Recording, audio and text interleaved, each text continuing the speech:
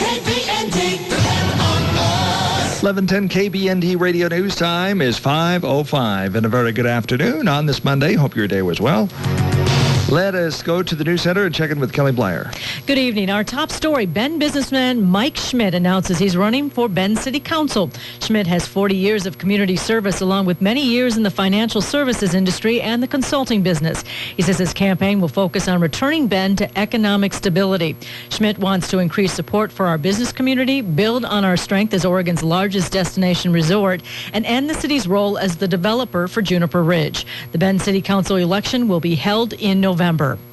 A very successful fundraising campaign for the Tower Theater. Executive Director Ray Solly says the $210,000 raised will allow the foundation to have a rainy day fund.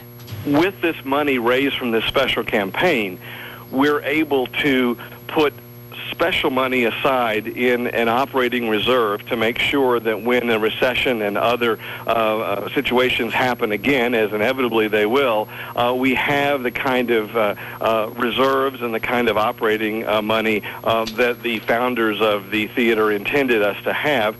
An anonymous donor challenged that they would pledge $50,000 if the tower could raise $150,000. The theater actually raised $160,000. A huge outpouring of support across the nation for the victims of Haiti. On Sunday at the Old Mill, a lot of people donated shoes and cash for the victims at a relief effort here in Bend. Mike Maudsley, the spokesman with the local chapter of the American Red Cross, says relief is getting through to those who need it.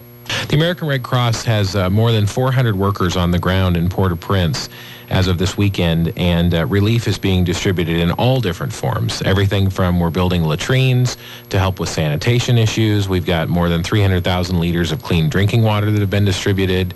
We've set up tents in the streets to provide first aid and even stitches for folks that have been hurt by falling rubble. And we even have a search and rescue team who this weekend was able to free 40 people trapped in a collapsed supermarket. So far, more than $100 million has been raised for Haitian relief.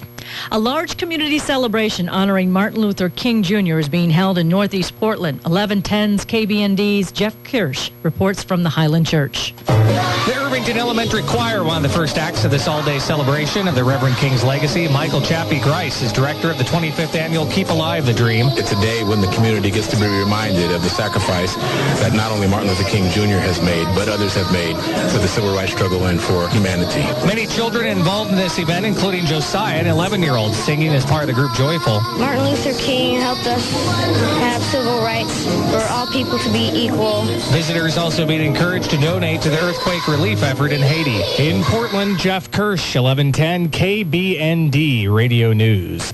A local climber shop is broken into and literally cleaned out. According to the Super Topo climbing blog, Eric Bostad, the owner of Red Point Climber Supply of Smith Rock, sometime after the shop closed on Saturday night and Sunday morning, the business was broken into and completely cleaned out. He says he's in the process of doing inventory now, but the list of items is quite long. He is asking you to keep an eye out of anything suspicious if you're buying climbing supplies secondhand. If anyone has information on the robbery or suspects items for sale are the stolen merchandise, please contact Sheriff's Deputy Gary Sema through Deschutes County 911. A lot of visitors to Mount Bachelor this last weekend for the long Martin Luther King weekend. Mount Bachelor spokesman Alex Kaufman says today is a travel day for many, but the hill saw many local skiers come out. Today we do classify as a holiday, so we're running a few extra lifts, and we have the tubing operation open, which is always popular for folks from the area and from out of town who don't necessarily ski but still want to come up to the hills. Kaufman says later in the week, Mount Bachelor will be offering some deals to skiers. He says check their website out, mountbachelor.com. Legally blind athlete Rachel Sidoris and her friend Diego finished their 7,100-mile tandem bike ride from Alaska to Mexico this weekend. It took the pair about 100 days to travel the West Coast.